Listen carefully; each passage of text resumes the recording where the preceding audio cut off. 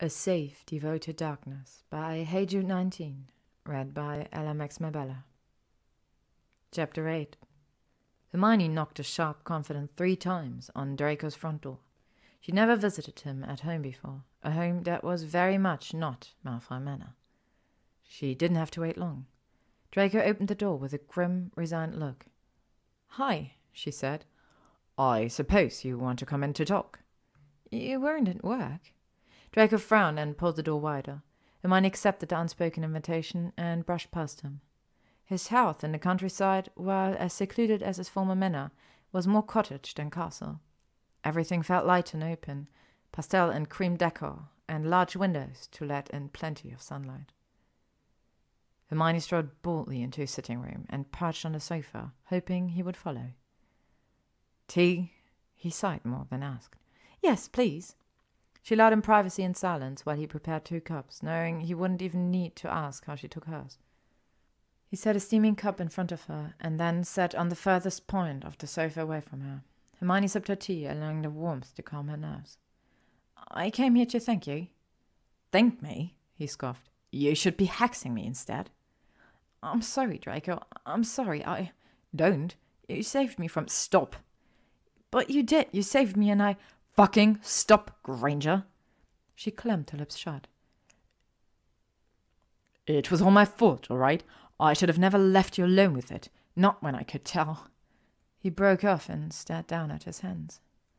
Hermione didn't know how to breach this rift, not when he didn't even want to address what had happened between them. This man had made her come with his voice, fingers, and tongue. And now he wouldn't even look her in the eye. "Harry said you figured it out," Hermione said, breaking the tense silence. "How the device worked and how you could enter it."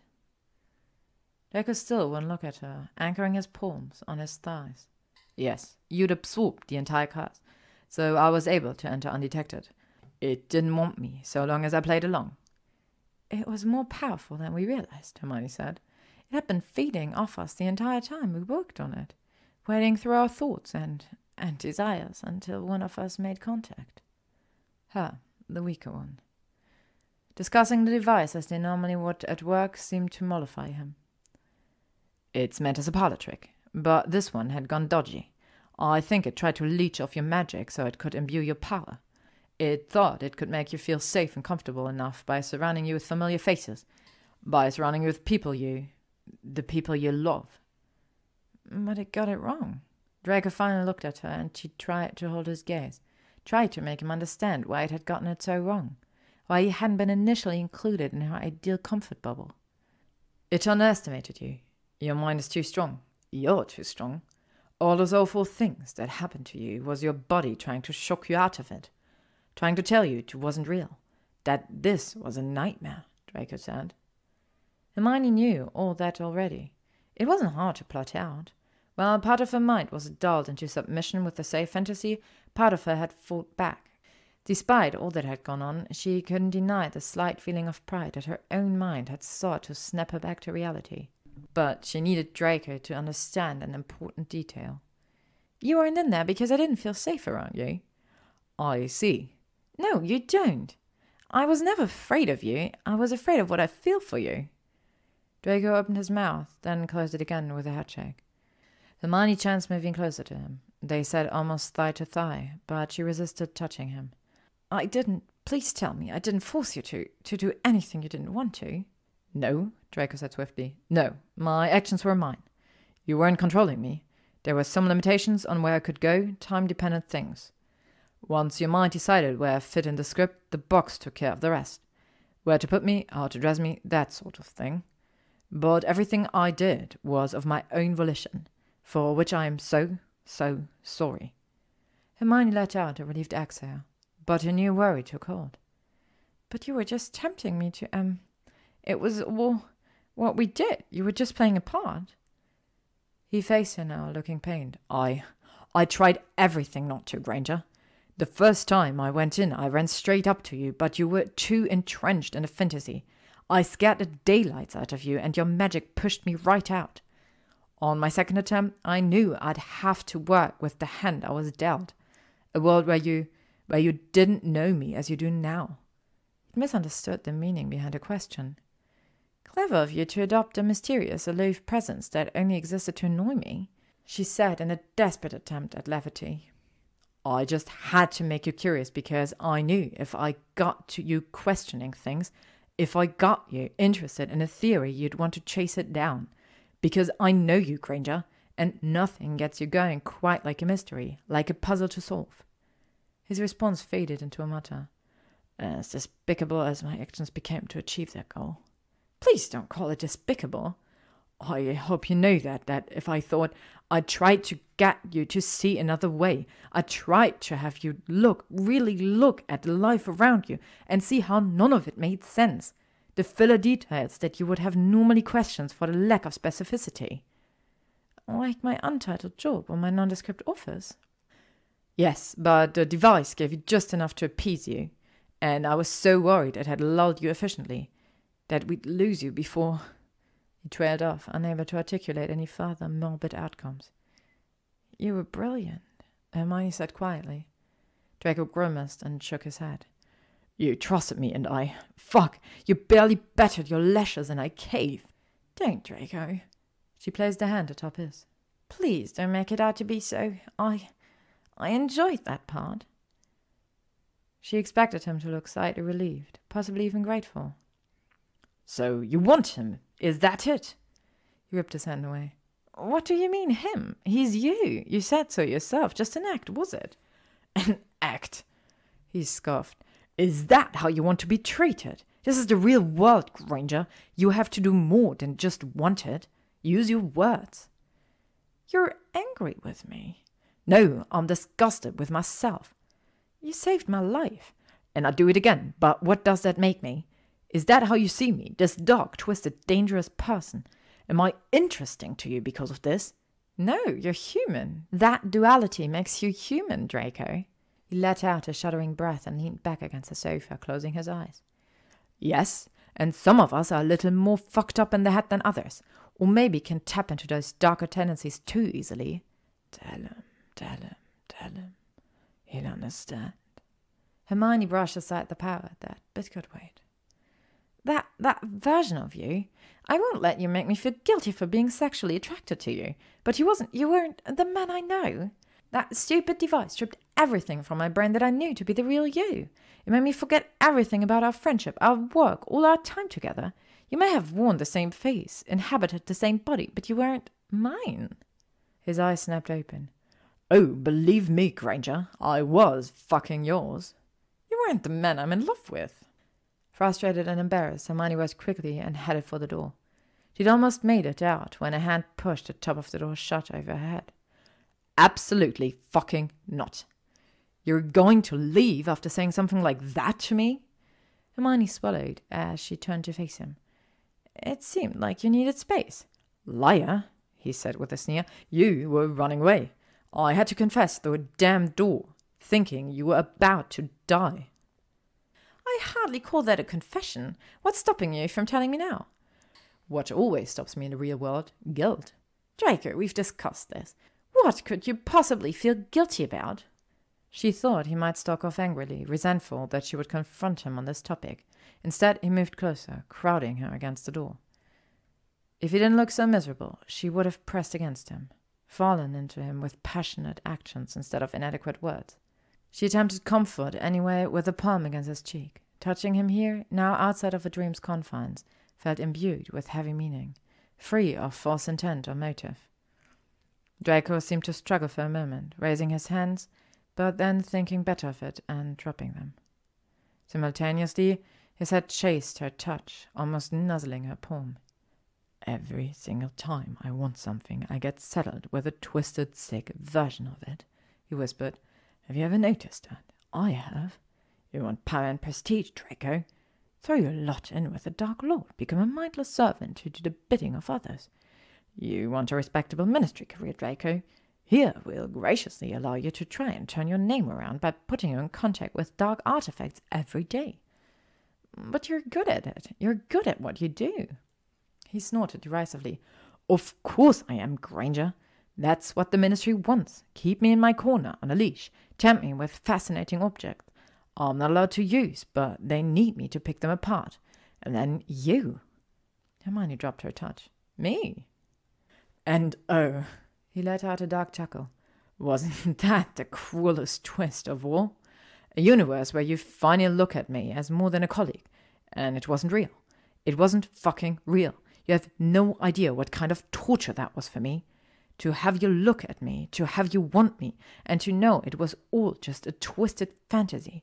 Gods, it was the worst temptation of my life. With the door at her back, Hermione had nowhere to go but him. But she was not the party responsible for closing the distance. Draco stepped closer, bringing them almost chest to chest. Every inhale and exhale fraught with tense indecision. Well, now, we're even then, Hermione whispered, voice weak from wanting him. Even? What are you talking about? You drive me absolutely mad every day at work. His eyes widened, and something other than misery and self-deprecation finally shone in them. Hope. Part of me wondered if it was me, the thing you shouldn't want, the thing you were compelled to chase. Hermione shook her head, raising both her palms. She brought him just short of his shoulders. Please, Draco, let me show you now.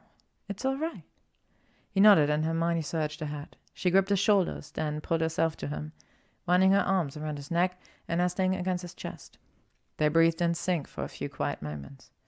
Though he'd partially given in, Hermione knew he needed more reassurance before he could fully reciprocate. Tipping her head back, but keeping her arms looped, she forced him to look at her. Aside from some ministry paperwork regarding a romantic relationship between colleagues and my own insecurities, I hardly considered you forbidden. She slid her hands down to his front, curling his shirt fabric between her fingers. Please, please, you can touch me now, she begged. Draco warred with himself for another moment before surrendering. He finally put his hands on her, not inhibited, not fleeting. He was sinking into her with no defense in place.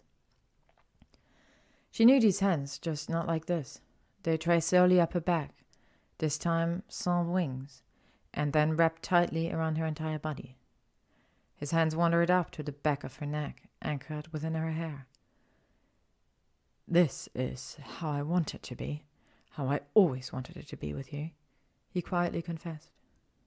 You don't have to hold yourself back anymore, please.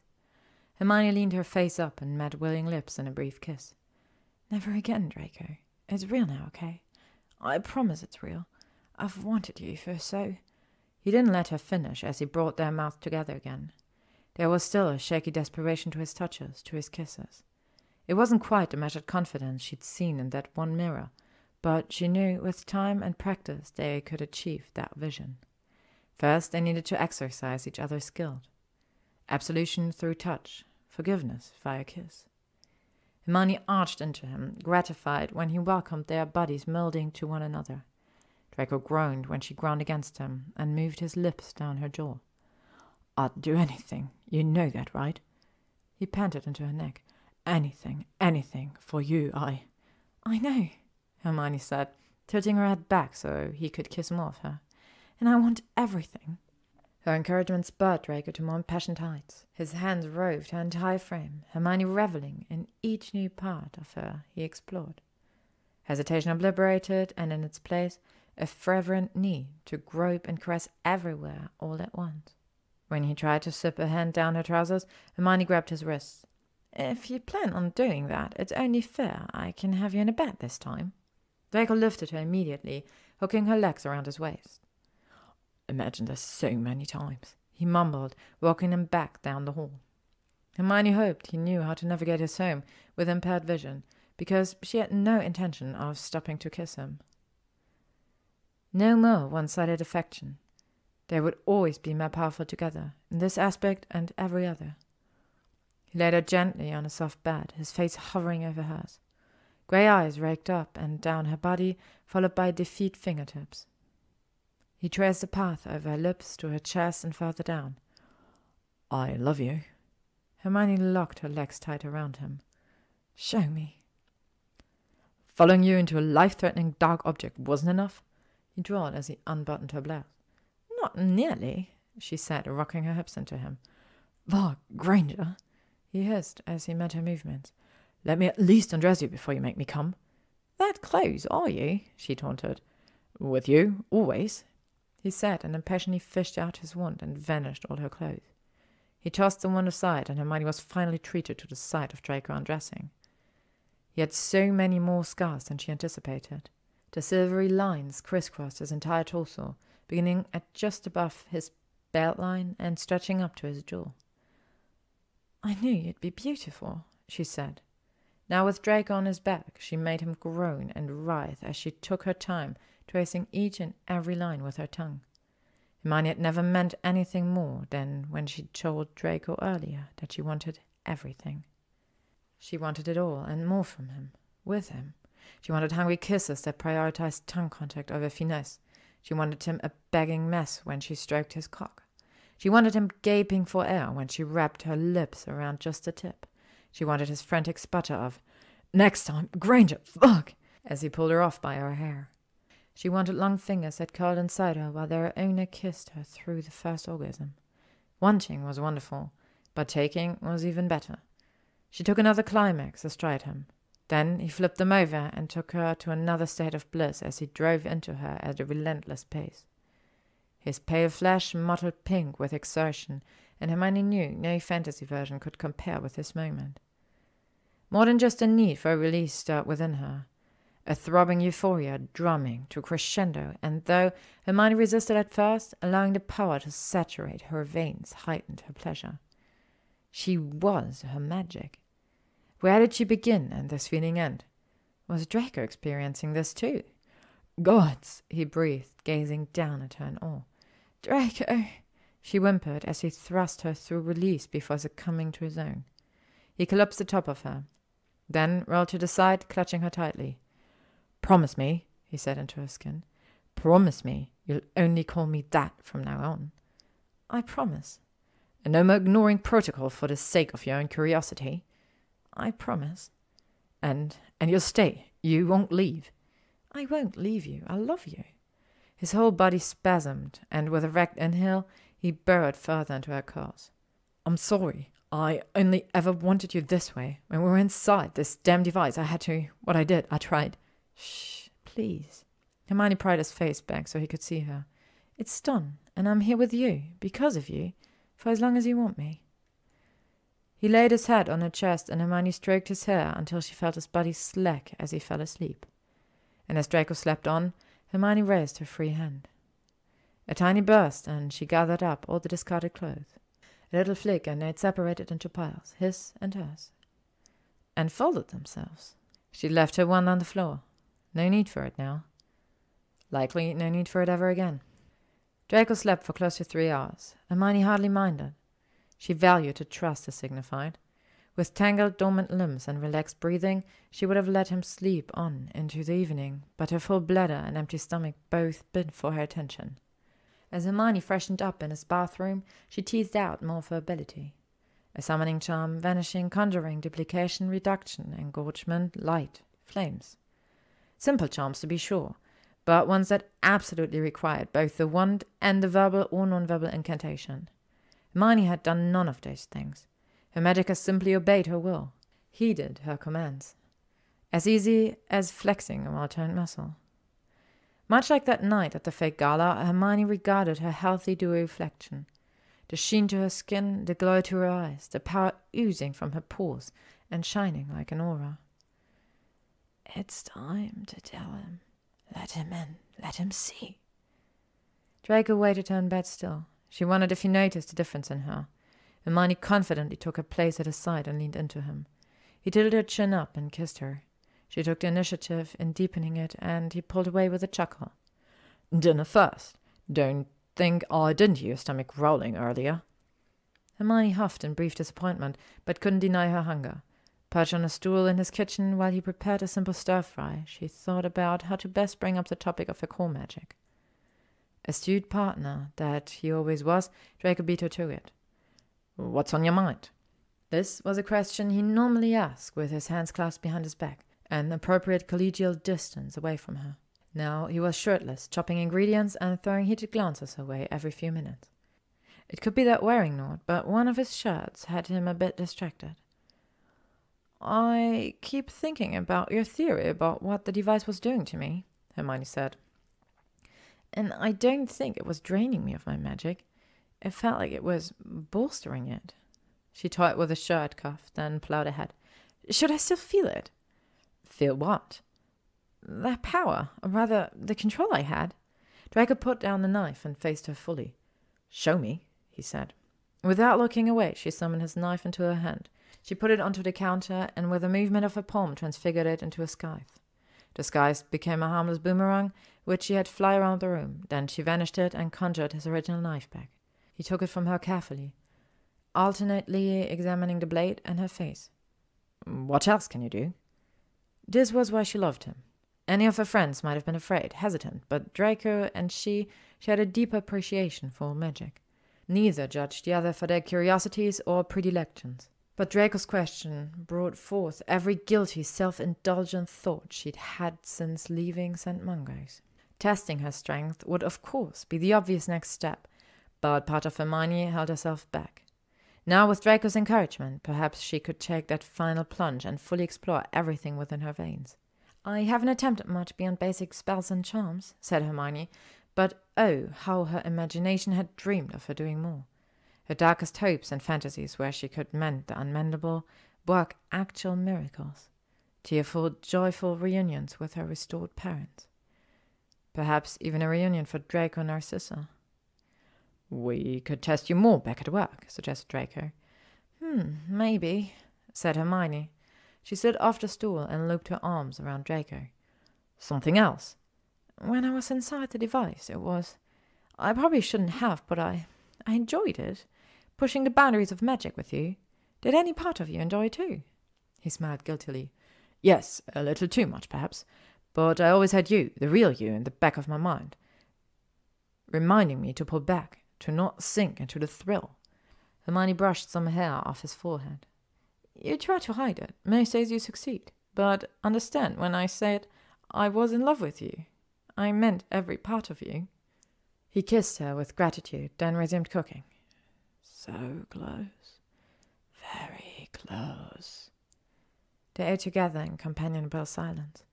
When Draco finished eating, he put down his silverware and regarded her thoughtfully. What if one of us goes too far again? He asked. Then the other one will be right there. To pull them back. Now his eyes displayed a grey gaze of foggy mist. The conflict between his own inner drive to discover new things together and his resistance to succumb to darker desires was evident. Hermione took his hand and interlocked their fingers. It doesn't matter. We'll be together. Draco stared at her for another beat and then made a decision. Come with me. He led her outside to his back lawn. I'll try to duel you. We haven't seen if your magic can defend or attack, or both. Wait here. He walked 30 paces and faced her in a dueling stance. Ready? Then Draco raised his wand and cried, Impedimenta! She didn't even have to think the word protego. Hermione only knew that she did not want his spell to hit her, to hurt her, and so a shield materialized around her.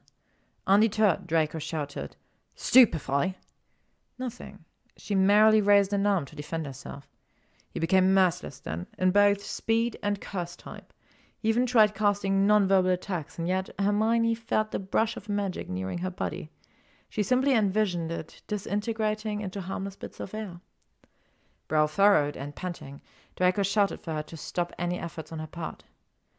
And you felt nothing? He asked. Nothing, she confirmed. With a grim look, Draco raised his wand again. Then let's see if you're just as skilled in offense. Don't hold back. He parried her first attempt at disarming him. When he blocked her second, third, and fourth attempts, Hermione realized her error. She'd been mouthing incantations as she raised her hand, too used to dueling with a wand and spoken word. She closed her eyes. Hermione focused all her concentration inwards, as she had when she'd solved her own paradox. She filtered out noise, smell, sentiment, any senses not associated with her magical reserve. It began as a ripple. With some coaxing, the ripple spanned out, grew, multiplied, until Hermione had a veritable tsunami brewing inside of her. This time, she didn't feel one bit of pain. The genesis didn't involve hurt or suffering in any way. Her untethered magic knew no limits, no restraints. It poured out of her in a blinding rush and headed straight for Draco. He was knocked flat on his back, and his wand soared into her open palm.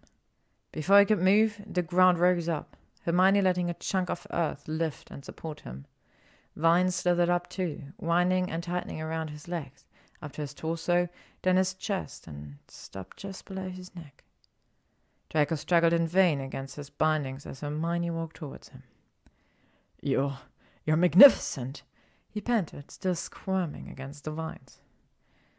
I could ignite them. And you, Hermione said as she circled him. Her trap was impeccable, her prey rendered immobile, wandless, helpless. It would be quite easy. Yes, easy. Let's end him now. You can always bring him back if you like. No, thought Hermione.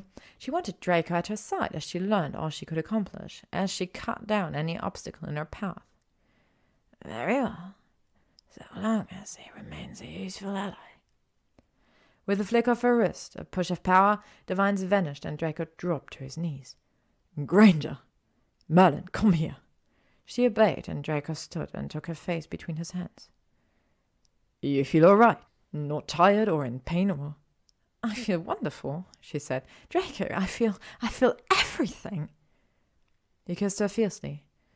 Now what? Hermione didn't hesitate. Remember the book I tried using in a device? It's a real book, you know. Secrets of the Darkest Arts? Yes, I wonder if the chapter text was real or if the device conjured that for me. We could find out. She hummed and brought her hat to his chest. I also wonder if all the warnings were real too. Put a cost to my soul in exchange for this power? What sorts of costs? Hermione shrugged. I only skimmed it, and again, I'm not sure if it was a legitimate part of that text. But I do think I recall something about infiltration or sharing. That's all a blur, really. Draco held her close and whispered sweet words of love in her ear. But his coveted promises weren't enough to drown out the other voice. So much to learn, so much to know. Oh, what fun we'll have. Fiend. Thank you for listening to A Safe Devoted Darkness by HeyJude19, read by Alamix Mabella. If you would like to stay up to date on upcoming chapters and stories, you can follow me on Spotify, YouTube, AO3, Instagram, or Tumblr.